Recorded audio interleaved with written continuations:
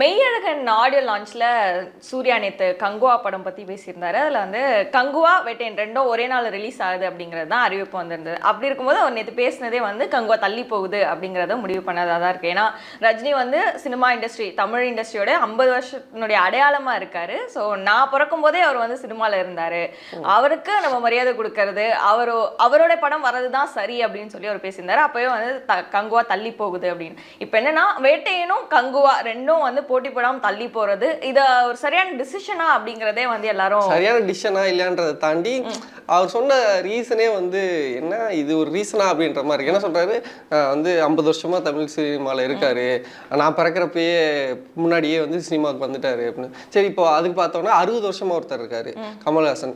அவங்க அப்பாவுக்கும் அவருக்கும் நல்ல ஃப்ரெண்டு. இவர் வந்து அவரை பார்த்தாலே காலில் உருண்டு பிறண்டெல்லாம் விழுவார், அவ்வளோ மரியாதை வச்சிருப்பாரு. ஸோ இப்போ இன் கேஸ் கமல் படம் வருது அப்படின்னா, ஏதோ இந்தியன் 3 கூட வருதுன்னு வச்சுங்களேன், அடுத்து சூர்யா படம் ஒன்று வருது, அந்த படம் ரிலீஸ் பண்றோம்னு சொன்னா அதே மாதிரி தள்ளி போவாரா?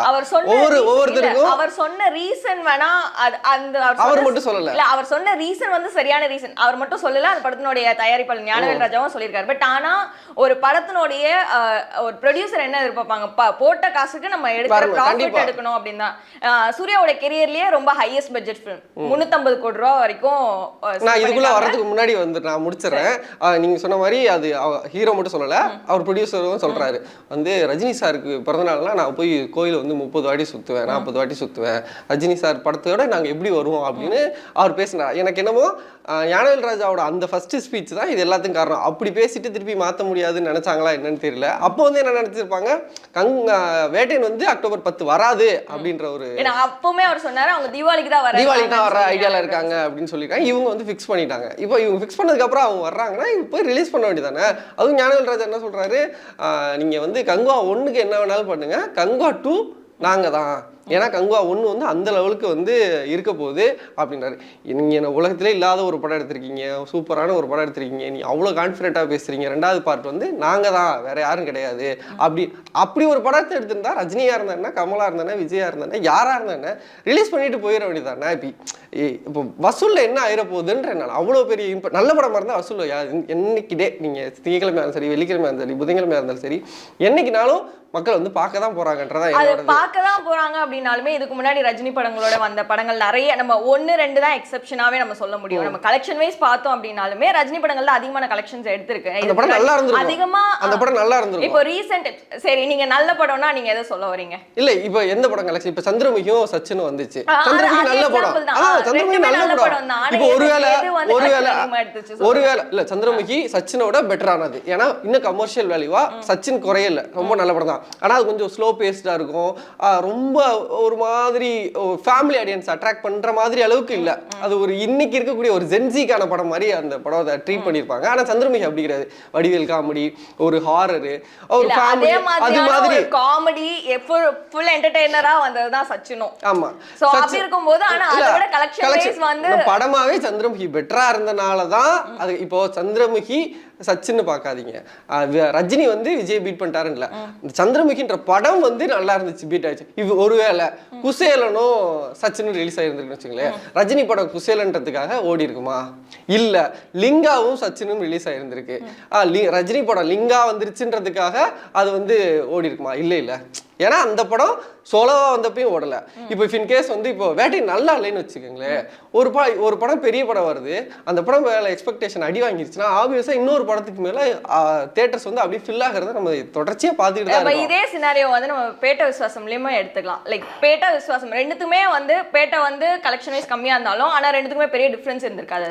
ஆமா, சோ அதுல வந்து நல்ல படம் எது, கெட்ட படம், லைக் கம்மியான படம் எதுனே சொல்ல முடியாது. ரெண்டுமே கலெக்ஷன் வைஸ் வந்து அங்க வந்து நம்ம ரஜினி ஃபேக்டரும் யூஸ் ஆகுது இல்ல, அங்க வந்து ரஜினி ஃபேக்டர் யூஸ் ஆயிமே அங்க வந்து படம் வந்து யார் அதிகம், யார் வசூல், யார் நீங்க பாயிண்டிங் வந்து யார் வசூல் டிஃபரன்ஸே இல்ல. விசுவாசம் தான் எடுத்துங்க. ஆனா நீங்க வந்து பேட்ட படம் நம்ம பேசும்போது சொன்னீங்க பேட்ட படம் நல்ல படம் கதைன்னும் போது அப்ப நல்ல அதிகமா தான வந்து, அப்ப கதைன்ற போது விசுவாசம் நல்ல கதையா இருந்திருக்கு. தமிழ் ஆடியன்ஸை பொறுத்த அளவுக்கு ஒரு ஃபேமிலி ஆடியன்ஸா, ஒரு குழந்தைய வச்சிருக்க ஒரு அப்பா, ஒரு சென்டிமெண்ட், நிறைய நம்ம அழுதுட்டு வந்தவங்க எத்தனையோ பேர் பார்த்தோம். நமக்கு அழுக வரல, உனக்கு அழுக வரல, எனக்கு அழுக வரலன்றதெல்லாம் தாண்டி தாண்டி அந்த படம் சென்டிமெண்டா ஒர்க் ஆயிருக்குன்றது நிறைய பேருக்கு. அப்போ அங்க ரஜினியா அஜித்தான்றதை தாண்டி அந்த கதை, அந்த சென்டிமெண்ட் இல்ல அந்த அந்த படம் எப்படி இருக்குன்றதை பொறுத்தான். நான் திருப்பி வைக்கக்கூடிய ஒரே வாதம் வந்து, கங்குவா உங்களுக்கு அவ்வளோ கான்ஃபிடென்ட்டாக இருக்குது, நீங்கள் ஒரு புதுசாக இல்லாததை ஒன்று கொண்டு வந்திருக்கீங்க அப்படின்னா தாராளமாக அது ஓடிட போகுது அப்படின்றதான் என்னோடது. நீங்கள் மேபி நான் ஒத்துக்கிறேன், அந்த ஃபஸ்ட்டு 1-2-3 டேஸ்க்கு வந்து நீங்கள் எதிர்பார்த்த அளவுக்கு வசூல் இருக்காது. ஏன்னா 2 படம் பெரிய படம் வரும்போது தேட்டர் கம்மியாக இருக்கும். ஆனால் படம் நல்லா இருக்குன்னா ஸ்க்ரீன்ஸ் இன்க்ரீஸ் ஆகிறத பார்த்துக்கிட்டே இருக்கோம்.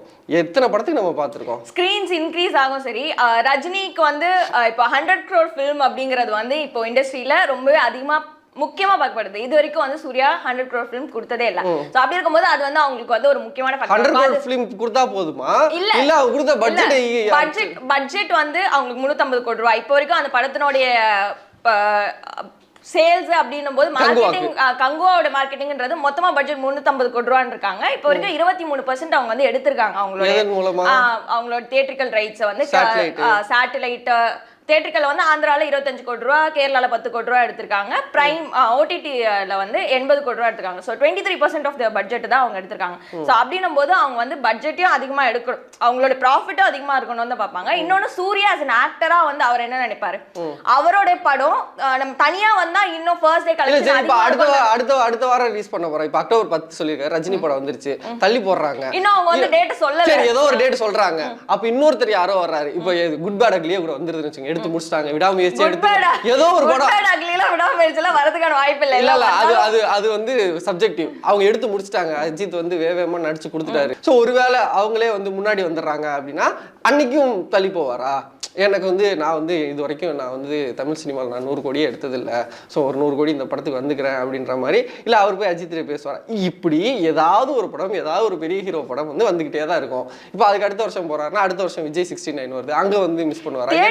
ரிலீஸாவே வந்து சூர்யாக்கு இது வந்து ரொம்ப வருஷங்கள். லாஸ்டா வந்து தியேட்டர்ல சூர்யாவோட படம் வந்ததுன்னா அது எதற்கும் துணை. அதுக்கப்புறம் 2 படங்கள் 2 ஜெய்பீமா இருக்கட்டும் சரி, சூரரை போட்டா இருக்கட்டும், 2 படமே வந்து ஓடிடில வந்தப்போ அவங்களே சொன்னாங்க ஓடிடியோட தியேட்டர் எப்படி இருக்குன்னா கங்குவாக்கு இவங்க ஒண்ணு கட்டுறாங்கல்ல, வந்து ஒரு டிஃப்ரெண்டான ஒரு படம், நல்லா ஒர்க் பண்ணிருக்கோம், நல்லதா இருக்குன்னு. இப்ப அவங்களே அதை உடைச்சுக்கிட்ட மாதிரி இருக்கு. இப்போ அவங்க தள்ளி போறாங்க. அதுக்கு அவங்க அதனாலதான் தெளிவா ரீசன் அவங்க என்ன சொல்றாங்க அப்படின்னா, ரஜினி வந்து மூத்தவர், ரஜினி பெரியவர், தமிழ் சினிமாவோட ஐக்கானு, எனக்கு வந்து பாசம் இருக்கு, மரியாதை இருக்குன்னு இப்படி தெளிவா கட்டுறாங்க. ஆனா கட்டுறது அப்படி போய் சேராது. உங்க படத்து மேல உங்களுக்கு கான்பிடென்ட் இல்லைன்னு தான் கடைசியில போகும். துணிவு, வாரிசு வருது, 2 படமும் பெரிய படம், 2 படமே 2 சூப்பர் ஸ்டாரோட படம், 2 பேரும் சேர்ந்து தானே வந்தாங்க. துணிவு வாரிசு வரும்போதே இதே ஒரு பிரச்சனை தான் இருந்தது. இந்த 2 படமும் வந்தப்போ கலெக்ஷன் வைஸ் வாரிசும் சரி 300 crore பிளஸ் வந்தது, துணிவும் 300 crore பிளஸ் வந்தது. ஆனா 2மே தனித்தனியா வந்திருந்தா இதை விட அதிகமா இருந்திருக்கும்ன்றது தான் தியேட்டர் சொன்னது. இதை விட அதிகமா தான் இருந்திருக்கும். அந்த படம் எப்படி இருக்குன்றத பொறுத்து தான். இப்போ வாரிசு நல்லா இருந்துச்சுன்னா தான் வாரிசு ஓடும். அப்படி பார்த்தா வாரிசு நல்லா இருந்துச்சுன்னா தான் வாரிசு ஓடும்னா, வாரிசு துணிவை கம்பேர் பண்ணும்போது வாரிசு வந்து ஒரு நார்மலான படம் தான். பீஸ்ட் அதுக்கு முன்னாடி விஜய்க்கு வந்துச்சுல, அதுவும் ஒரு விஜய்க்கு ஒரு மோசமான படமா தான் எனக்கு நிறைய விமர்சனங்கள் வந்துச்சு. வாரிசுக்கு நிறைய விமர்சனம். பீஸ்ட் எவ்வளவு வசூல் வந்துச்சு? பீஸ்ட் தான் வாரிசுக்கு முன்னாடி வரைக்கும் விஜயோட ஹையஸ்ட் கலெக்ஷன். ஓகே சோலோ ஒரு நீங்களே வந்துட்டீங்க. சோலோ ரிலீஸ் ஆன ஒரு மோசமான படம் ஒரு வசூல் வந்துச்சு. டூவலா வந்த ஒரு இன்னொரு மோசமான படம் வாரிசு, அதுல ஒத்துக்கிறதுல தப்பு இல்ல. சோ அந்த படமும் அதோட கூட தானே வசூல் வந்துருச்சு. இப்போ நீங்க 2 படம் ரிலீஸ் ஆனதுக்கு அப்புறமும் ஒண்ணும் பிரச்சனை இல்லையே. இல்ல இதுல வந்து இந்த 2 படமும் ரிலீஸ் ஆனதுக்கு அப்புறம் இது ஆக்சுவலி வந்து பீஸ்ட் யோசிச்சு பாருங்க, தனியா வந்த படம். அதுதான் அவரோட கரியர்லயே ஹையஸ்ட் கிராசர் மூவி. சுமாரான படம், ரொம்ப சுமாரான படம். அது 350 crores 300 crores மேல வந்துச்சு. சோ அதே மாதிரி வாரிசு தனியா வந்திருந்தாலும் சுமாரா இருந்தாலும் இதை விட அதிகமா வந்திருக்கும். இப்போ வாரிசு எவ்வளவு இருந்துச்சு? 2ஆ வந்தப்போ வாரிசு 350 crores வந்தது. அதே தான வந்துருச்சுல. ஏற்கனவே இருக்க பீஸ்ட் சோலோவா வந்த பீஸ்டுக்கும் அதே வசூல் தான். அதை விட அதிகமான வசூல் வந்திருக்கும். ஏன் வந்திருக்குன்னா எப்பனா நல்லா இருந்தா வந்திருக்கும். படம் நல்லா இல்ல. பீஸ்ட் அதை விட சுமாரான ஒரு தனியா தான் வந்தது. உனக்கு கான்ஃபிடன்ஸ் இப்ப என்ன பேசுறேன்னு புரியுதா? பீஸ்ட் சுமாரான படம், அதுவும் 350 கோடி. வாரிசும் சுமாரான படம், அதுவும் 350 கோடி. அங்க சொல்ல வந்து வேற எந்த படமும் வரல, தனியா வந்து அவள எடுத்தது. ஆமா அவ்வளவுதான். சுமாரான படம். அது வாரிசு இன்னும் தனியா வந்திருந்தா இன்னும் அதிகமா வந்திருக்கும். துணிவும் அதிகமா தான். நான் எனக்கு என்னன்னா அதேதான். இப்போ வந்து படம் நல்லா இருக்கு நல்லா இல்லன்றத பொறுத்து தான். இப்போ வாரிசு வந்து நல்லா இருந்துச்சுன்னா மேபி இன்னும் கொஞ்சம் கூட எடுத்திருந்திருக்கலாம். அது வந்து நாட் பிகாஸ் ஆஃப் துணிவோட வந்தனால தான் அது குறைஞ்சிச்சுன்றதை நான் ஒத்துக்கவே மாட்டேன். அந்த படம் நல்லா இருந்திருந்தா கூட எடுத்துக்கலாம். அதே தான் நான் இப்போ கங்குவாக்கும் சொல்றேன். நான் அந்த படம் வந்து இவங்க கான்ஃபிடண்டா போயிருந்தாங்கன்னா மேபி அது இன்னும் கூட வந்துருக்கலாம். இப்போ வந்து அவங்களே அவங்க படத்தை கொஞ்சம் ப்ரமோஷன் பண்ணிக்கிட்டாங்கன்றது தான் எனக்கு இதுல இருந்து வருது. இப்போ நீங்க வேட்டையனுக்காக பின்னாடி வர்றீங்கன்னா அப்போ நீங்க என்ன நினைக்கிறீங்க, என்ன சொல்ல வர்றீங்க ஆடியன்ஸுக்கு அப்படின்றதான் எனக்கு மேபி இதுல வந்து சொல்ல வேண்டியதா இருக்கு. இருக்கலாம் ஃபேக்டர்ஸ் இருக்கலாம், ஒரு வாரத்துக்கு இருக்கலாம் வந்து தியேட்டர் கம்மியா இருக்கலாம். ரஜினிக்கு வந்து ஒரு வாரத்துக்குனா இப்போ படங்கள் ஓடுறதே வந்து அந்த ஒரு வாரம் 10 நாள் கேப் தான். நல்ல படமா இருந்தா அதுக்கப்புறமும் ஓடுது, நல்ல படமா இருந்தா அதுக்கப்புறமும் ஓடுது. ஒரு மாசம் வரைக்கும் ஓடுது. மகாராஜா எத்தனை நாள் ரொம்ப குறைவான எக்ஸெப்ஷன்ஸ். நல்ல படம் எக்ஸெப்ஷன் கிடையாது, அது நல்ல படம். நல்ல படம் ரொம்ப கம்மியா வரதுனால மகாராஜாவோட ஸ்கேலியும் இந்த ரெண்டு படங்களோட ஸ்கேலியும் நம்ம ஒண்ணா எடுத்து பட்ஜெட் வைஸ் நம்ம எடுத்துட்டு வர முடியாதுல்ல. கண்டிப்பா முடியாது. கண்டிப்பா சோ ரெண்டுமே பெரிய பெரிய பட்ஜெட் படம். சோ அப்படி இருக்கும்போது அது எக்ஸெப்ஷன் சொல்லாதீங்க, நல்ல படம்னு சொல்லுங்க. நல்ல படம் ரொம்ப கம்மியாகறனால அது எக்ஸெப்ஷனா மாறிட்டு இருக்கு அப்படின்னு நீங்க வரலாம். நான் ஒரு மேபி 3 நாள் இப்போ ஃப்ரைடே தானே வருது. நான் ஒரு வாரம்ன்றது இந்த ஒரு வாரம் அடுத்த ஒரு வாரம் அப்படி சொல்றேன். ஃப்ரைடே ரிலீஸ் ஆகுதுன்னா ஃப்ரைடே சாட்டர்டே சண்டே பாக்குறாங்க. 3 நாள்ல தெரிஞ்சிடும் தியேட்டர் ஓனர்ஸ்க்கு எந்த படம் தான் இருக்குன்னு. திங்கக்கிழமை ஸ்கிரீன் மாறிடும். எல்லா படத்துக்கும் இப்படி தான் நடக்குது. இப்போ டிமாண்டி காலனி தங்கலான் வருதுன்னா தங்கலானுக்கு ஆப்வியஸாக அதிகமான தியேட்டர்ஸ் கொடுத்துட்டாங்க. ஆனால் வெள்ளி சனி ஞாயிறு 3 நாள் போகுது, இல்லை வியாழன் வெள்ளி சனி 4 நாள் போகும். சில சமயம் இந்த 4 நாளே தெரிஞ்சிடும். திங்கக்கிழமை ஸ்க்ரீனிங் மாறிடும். அப்போ நல்லா இருந்துச்சு, நல்ல படமா இருந்துச்சு, வேட்டையனோட உங்க படம் நல்லா இருக்கு அப்படின்னா நீங்க கூட கொடுக்க போறீங்க. ஃபார் எக்ஸாம்பிள் 2017 மெர்சல் ரிலீஸ் ஆகுது. அந்த படம் வந்து அவ்வளோ பெரிய எக்ஸ்பெக்டேஷனோட அவ்வளோ பெரிய ஹைப்போட ஒரு பெரிய பிரச்சனையோட ரிலீஸ் ஆகிறதுலையே அது வந்து பெரிய ஒரு இது கிடைச்சிச்சு அந்த படத்துக்கு. மெர்சல், விஜய், அட்லி இந்த மாதிரி. ஆனால் அந்த படத்தோட ரிலீஸ் ஆனது வந்து மேயாதவான்.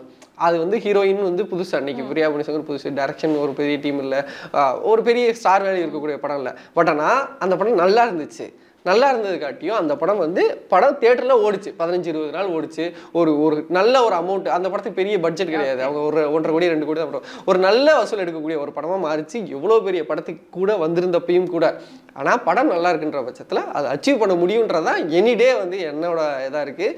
இது வந்து தேவையில்லாமல் அவங்கள டீக்ரேட் பண்ணிட்டாங்கன்றதான். இது அவங்க சொல்ற ரீசன், அது போய் சேர்ற விதம் எல்லாம் அது ரீசன் போய். இதை நான் ஆரம்பிக்கும் போதே நான் அதை சொல்லி தான் ஆரம்பிச்சேன். ரீசன் போய் அவங்களோட ரீசன் வந்து இந்த படத்தோட வந்து அவங்களுக்கு தோல்வி அடையும் அப்படிங்கிற ஒரு பயத்துல தான். பட் ஆனா அதுல இப்போ நம்ம மெர்சலையும் மேயாதமானையும் ஒன்னா கம்பேர் பண்ண முடியாது. ஏன்னா அதனுடைய பட்ஜெட் வந்து அவங்களோட ப்ராஃபிட் அவங்க எடுத்திருக்காங்க, அதெல்லாம் இல்லைன்னு சொல்லல, நல்லாவே ஓடிச்சு படம். மெர்சலும் வந்து அவங்களோட ப்ராஃபிட் எடுத்திருந்தாங்க. ஆனா அதனுடைய பட்ஜெட் ஸ்கேல வந்து நம்ம கம்பேர் பண்ண முடியாது. இதுல வந்து 350 கோடி ரூபான்னும் போது ஆப்வியஸா ப்ரொடியூசர் இப்போ வரைக்கும் அவங்களுக்கு வந்து டேபிள் ப்ராஃபிட்டே வரல இன்னும். ஆமா. ஸோ நம்ம எடுக்கிற டேட்டாஸ்லாம் பார்த்தோம்னாமே இன்னும் டேபிள் ப்ராஃபிட்டே வரலன்னும் போது அவங்க வந்து அதை தள்ளி போடணும் தான் நினைப்பாங்க. சரி, ஓகே. சூர்யா மேல எந்த அஃபென்ஸ் இல்லை, ஞானவேல் ராஜா பாவம் நல்லா இருந்துட்டு போறாரு.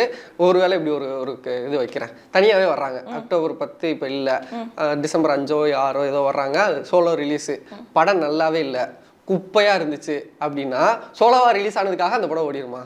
அது படம் ஓடாது, ஃப்ளாப் ஆக போகுது.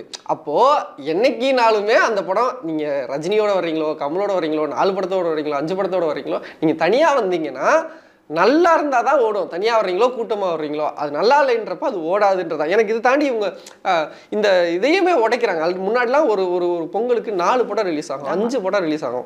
ஒரு 90s ஏர்லி 2000 அவ்வளோ படங்கள் ரிலீஸ் ஆகிட்டு இருந்துச்சு. இன்னைக்கு வந்து ஒரு பெரிய ஸ்டார் வந்து ஒரு வருஷத்துக்கு ஒரு படம் தான் நடிக்கிறாரு, 1.5 வருஷத்துக்கு ஒரு படம் வருது, 1 வருஷத்துக்கு ஒரு படம் வருது. ஆல்ரெடி கம்மியாகிட்டு இருக்கு. இப்போ நீங்கள் இதையும் தாண்டி ஒரே ஒரு படம் தான் ரிலீஸ் பண்ணுவோம், 2 பெரிய படம் ரிலீஸ் பண்ண மாட்டோம்னா இந்த தியேட்டர் ஓனர்ஸ் ஆல்ரெடி எவ்வளோ கஷ்டப்பட்டு இருக்காங்க. ஜனவரிலேருந்து அவங்க ஜூன் வரைக்குமே பெரிய ஹீரோஸ் படம் இல்லை, பெரிய படம் இல்லை அப்படின்னு அவங்க சொல்லிட்டு இருக்கக்கூடிய சூழல்ல நீங்கள் வந்து அதையும் ஆல்ரெடி உடச்சிட்டீங்க. இப்போ வந்து ஒரே நாளில் 2 படமும் கொடுக்க மாட்டேன்றீங்க. அப்போ என்னதான் கொடுக்க வரீங்க, நீங்கள் என்னதான் பண்ண போறீங்க அப்படின்ற ஒரு கேள்வியுமே எனக்கு. இந்த கேள்விகள் எல்லாமே வந்து எல்லா தியேட்டர் ஓனர்ஸும் சொல்லிட்டு தான் இருக்காங்க. பட் ஆனால் நம்ம ஒவ்வொரு பீரியட் ஆஃப் டைம் வந்து இண்டஸ்ட்ரிங்கிறது மாறதானே செய்யுது. நம்ம இப்போ விஜயோட மார்க்கெட் நம்ம எடுத்துக்கிட்டோம், நம்ம ஒரு 5 வருஷத்துக்கு முன்னாடி பார்த்தோம்னா அந்த மார்க்கெட்டோட இந்த 5 வருஷத்துல அவரோட மார்க்கெட் இப்போ தமிழ் சினிமால ஹையஸ்ட் பீக்ல இருக்க ஒரு ஹீரோவா இருக்காரு. சோ அந்த மாதிரி மார்க்கெட் மாறும்போது அதே மாதிரி தானே ப்ரொடியூசர்ஸா இருக்கட்டும் சரி, ஆக்டர்ஸா இருக்கட்டும் சரி, அவங்க அந்த மாதிரி தானே யோசிப்பாங்க, அந்த மாதிரி தானே வரணும் தானே யோசிப்பாங்க. அவங்க யோசிச்சு ஒரு இது பண்ணிருக்காங்க. பாப்போம் தனியா என்னைக்கு வர்றாங்க, இப்போ எப்படி எவ்வளவு வரப்போகுது, எவ்வளவு வசூல் வரப்போகுது, படம் எப்படி இருக்க போகுது அப்படின்றதெல்லாம் பொறுத்து பார்ப்போம். பட் ஆனால் எனக்கு வந்து அது பெரிய வாய்ஸ் சாய்ஸா தெரியல, அவ்வளவுதான் இதுல இருக்கு. பாப்போம், படம் வரட்டும், பார்ப்போம். நன்றி.